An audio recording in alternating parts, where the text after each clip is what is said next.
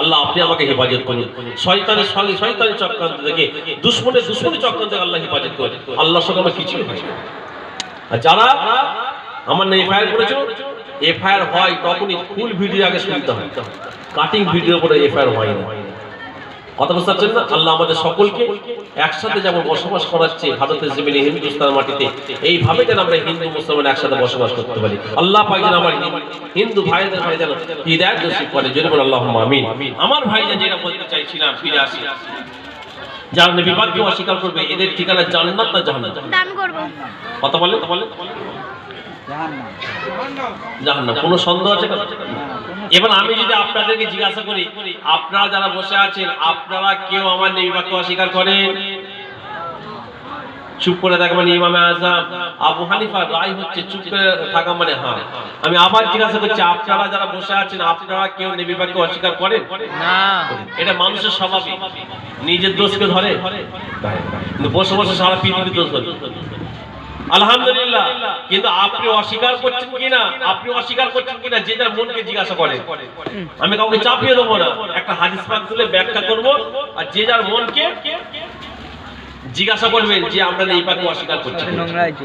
আল্লাহ নবী একদিন সাহাবা হুজুরদের বসে আছে, এই মজলিস আলোচনা করছে, যারা বলে শিরক বিদআত, এই হাদিস পাক বাদ দিয়ে দেখনা তাহলে। আল্লাহ নবী আলোচনা করতে করতে একটা কথা বলেছিলেন যে রাসূলুল্লাহ ওই কওলটা বুখারী শরীফে তোলা হয়েছে, রাসূলের কথাটাকে বুখারী শরীফে আনা হয়েছে।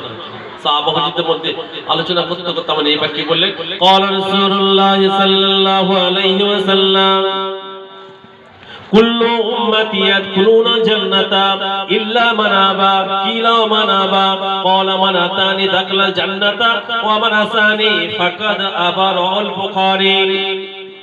ও ভাইয়েরা, হাদিস পাকের মধ্যে পাওয়া যায় আল্লাহ নবী সাহাবা হুজুরদের নিয়ে আলোচনা করতে করতে আমার রাসূলুল্লাহ বলেছিলেন, আপনাদেরকে আমি জিজ্ঞাসা করলাম আপনারা কেউ নবী পাককে অস্বীকার করেন?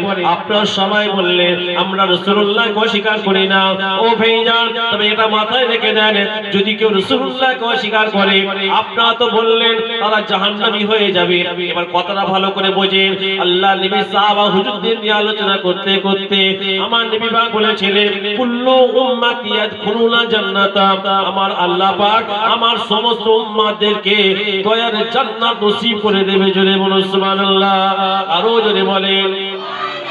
ও ভাইয়েরা, আল্লাহ নবী যখন এই কথা বললেন আমার আল্লাহ পাক আমার সমস্ত উম্মতদেরকে জান্নাত দেবে, সমস্ত উম্মতদেরকে জান্নাত দেবে, এই কথাটা শোনার পরে উপস্থিত সাহাবা হুজুররা বড় আনন্দ হয়ে গিয়েছিলেন। ইয়া রাসূলুল্লাহ, ইয়া হাবিবাল্লাহ, আপনার সমস্ত উম্মতদেরকে আল্লাহ জান্নাত দেবে, এর থেকে বড় আনন্দের কথা আর কি হতে পারে?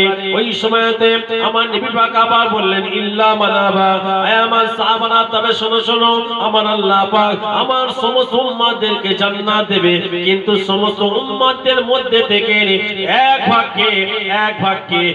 ভাগকে আমার আল্লাহ পাক জাহান্নামের মধ্যে ফেলে দেবে।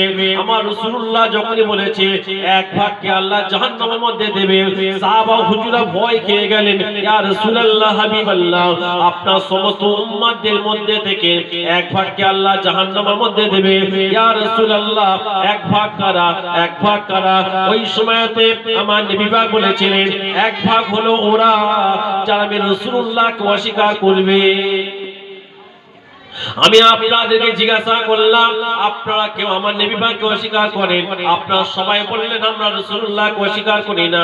ভাইজান এবার ভালো করে বোঝার চেষ্টা করে, আল্লাহ নবী যখন বলেছিলেন আমাকে যারা অস্বীকার করবে আল্লাহ তাদেরকে জাহান্নামে দেবে, সাহাবা হুজুর আবার নবী পাককে জিজ্ঞাসা করলেন হুজুর অস্বীকার বলতে আপনি কি বোঝাতে চাইছেন? অস্বীকার বলতে আপনি কি বলতে চাইছেন একটু ক্লিয়ার করে দেন। ওই সময় আমার নবী পাক বলেছিলেন আয় আমার সাহাবারা শোনো শোনো, অস্বীকার বলতে যাদের মধ্যে আমি রাসূলুল্লাহর সুন্নাত নাই তারা যেন আমাকে অস্বীকার করে নিয়েছে। ভালো করে বুঝবেন, আল্লাহ নবী বললেন যাদের মধ্যে আমার কি নাই, সুন্নাত নাই। সুন্নাত কাকে বলে আমি জানি, আপনারা জানেন, তথাপি আবার সহজ ভাষায় বুঝিয়ে দিই। রাসূলুল্লাহ 63 বছর জীবনটাই হাদিস, রাসূলুল্লাহর কওল ফেল তাকরীর তিনটে হাদিস। বাংলা কথা যেটা বললে পরিষ্কার হয়ে যাবে, আমার রাসূলুল্লাহ যেটা করেছেন আমাদেরকে করতে বললেন, আমার নবী পাক যেটা করেছেন আমাদেরকে করতে বললেন, সেটা আমাদের জন্য করা হলো সুন্নাহ। ক্লিয়ার? কি বললাম? আমার নবী পাক যেটা করেছেন আমাদেরকে করতে বললেন, আমার নবী পাক যেটা করেছে ওটা সুন্নাত নয়, যেটা আমাদেরকে করতে বললেন সেটা আমাদের জন্য করা সুন্নাত। এবার আপনারা বলেন, আমার রাসূলুল্লাহ নিজে করেছেন আর আমাদেরকে বারবার করার জন্য তাগিদ দিলেন, নবী পাকও করেছেন আর আমাদেরকে বারবার করার জন্য বারবার বললেন, সেটা এক নম্বর কি? নামাজ। পিছন থেকে উত্তর দিল আলহামদুলিল্লাহ। যে অনেকে ভাবে হয়তো নামাজটা ভাইজান তো ফরজ, অবশ্যই ব্যাখ্যা করবো ওটা সুন্নাত হয় কি নাই। আল্লাহ নবী বলছে যাদের মধ্যে আমার কি নাই? সুন্নাত নাই। তাহলে এক নম্বর, যাদের ভেতরে যাদের মধ্যে নামাজ নাই, পরিষ্কার ঝাপটা কথা, তাতে আপনারা কি ভাববেন দেখার দরকার নাই, নবী পাককে কিন্তু অস্বীকার করছে। মসজিদ গুলো আজকে কাঁদছে, বলে যে মসজিদ আপনি চাঁদা দিয়েছে, যে মসজিদে মাটির ছিল আপনারা পাকা করেছে, মার্বেল বসিয়েছে, টাইলস লাগিয়েছে, এসি লাগিয়েছে, সেই মসজিদকে আপনি কাঁদাচ্ছেন কেমন করে? কথা বুঝতে পারছেন না? এবার দোষী পয়ন আল্লাহুম্মা